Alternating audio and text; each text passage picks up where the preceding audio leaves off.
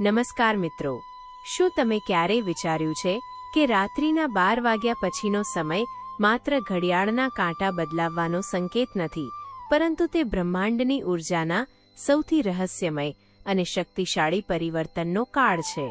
હિન્દુ ધર્મ, જ્યોતિષ અને પ્રાચીન ગ્રંથોમાં આ સમયને અત્યંત મહત્વપૂર્ણ માનવામાં આવ્યો છે.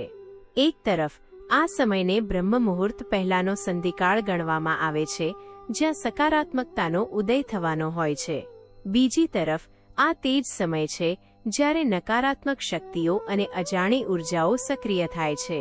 પ્રાચીન ઋષિઓએ અનેક ગ્રંથોમાં સ્પષ્ટ ચેતવણી આપી છે કે રાત્રે બપોર વાગ્યા પછી આપણે કેટલીક એવી ભૂલો કરીએ છીએ જે આપણા જીવનમાં દુર્ભાગ્યને ચુંબકની જેમ ખેંચી લાવે છે.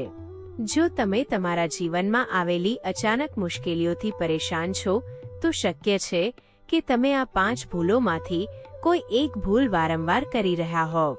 આજે આપણે એ જ 5 રહસ્યમય નિયમો વિશે વાત કરવાના છીએ, જેનું પાલન ન કરવાથી તમારા ઘરમાંથી સુખ સમૃદ્ધિ વિદાય લે છે અને દરિદ્રતા તેમજ મુશ્કેલીઓનો વાસ થાય છે. આ વિડિયો શરૂઆતથી અંત સુધી જોજો, કારણ કે આમાંનો એક નિયમ સૌથી વધુ વિનાશક છે અને મોટાભાગના લોકો તેને અવગણે છે. પ્રાચીન ગ્રંથોનું રહસ્ય ખોલતા સૌથી પહેલી ભૂલ જે આપણે રાત્રિના ઘેરા અંધકારમાં કરીએ છીએ તે છે ધન સંબંધિત ચર્ચાઓ કરવી. જ્યોતિષ અને વાસ્તુશાસ્ત્ર મુજબ રાત્રિના 12 પછીનો સમય દેવી લક્ષ્મીના આરામનો સમય માનવામાં આવે છે. આ સમયે શરીરમાં અને ઘરમાં નિષ્ક્રિય ઉર્જાનું વાતાવરણ હોય છે. જો તમે આ સમયે પૈસાની ચર્ચા કરો છો, ઉધાર આપો છો કે પછી કોઈ મોટા રોકાણની યોજના બનાવો છો, તો તમે અજાણતા જ દેવી લક્ષ્મીનું અપમાન કરી રહ્યા છો. આ સમયે કરવામાં આવેલી આર્થિક ચર્ચાઓમાં નકારાત્મક ઉર્જાનો પ્રવેશ થાય છે, જેનાથી તમે કમાયેલું ધન વ્યર્થ ખર્ચમાં કે બીમારીમાં વપરાઈ જાય છે. આ એક એવી ભૂલ છે જે સીધી તમારા સૌભાગ્ય પર પ્રહાર કરે છે અને તિજોરી ખોલવાથી કે ગણતરી કરવાથી લક્ષ્મીજી ક્રોધિત થાય છે. બીજો અત્યંત સંવેદનશીલ અને રહસ્યમય નિયમ અરીસા સાથે જોડાયેલો છે. રાત્રે બપોર પછી, ખાસ કરીને જ્યારે તમે થાકેલા હોવ, ત્યારે અરીસામાં લાંબા સમય સુધી જોવું કે વાળ ઓળવા ન જોઈએ.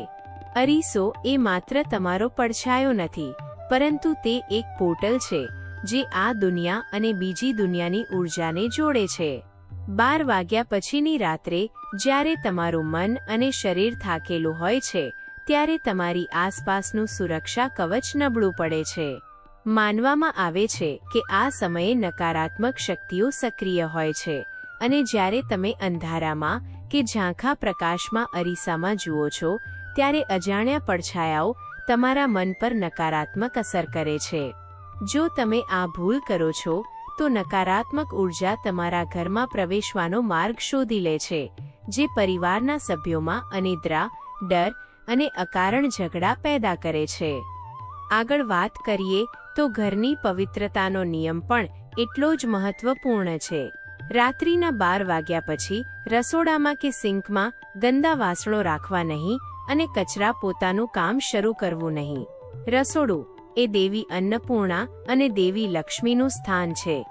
ગંદા વાસણો રાખવાથી ઘરમાં દરિદ્રતાનો વાસ થાય છે, કારણ કે આ સ્થિતિ રાહુ અને શનિ જેવા ગ્રહોની નકારાત્મક અસરને આકર્ષે છે.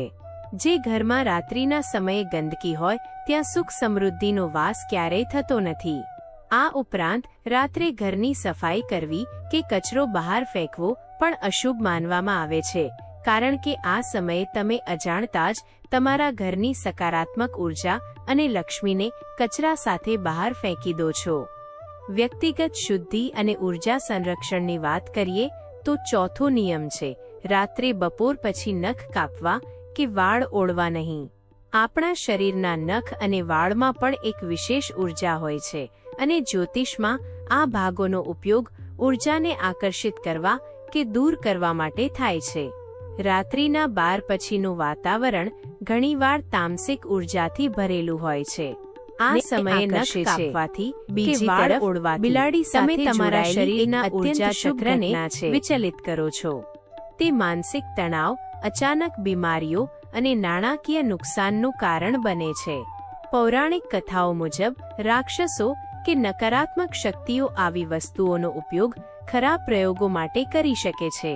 તેથી આ આદત તમારા સારા સ્વાસ્થ્ય અને કિસ્મતને નબળું પાડી શકે છે. અને છેલ્લો પરંતુ સૌથી વધુ વિનાશક નિયમ છે રાત્રે બપોર વાગ્યા પછી પરિવારના સભ્યો, જીવનસાથી કે વડીલો સાથે ક્રોધમાં આવીને કે ગુસ્સામાં કોઈ મોટો વાદ વિવાદ કરવો નહીં. આ નિયમ સૌથી વધુ વિનાશક છે અને મોટાભાગના લોકો તેને અવગણે છે. રાત્રે બપોર પછીનું વાતાવરણ શાંતિ અને આરામનું હોય છે. જ્યારે તમે આ સમયે ગુસ્સો કરો છો કે ઝઘડો કરો છો ત્યારે તમારું ઘર કલેશ અને નકારાત્મક ધ્વનિ તરંગોથી ભરાઈ જાય છે. પ્રાચીન ગ્રંથો કહે છે કે જે ઘરમાં રાત્રે ઝઘડા થાય છે તે ઘરમાં ક્યારેય સુખ ટકતું નથી.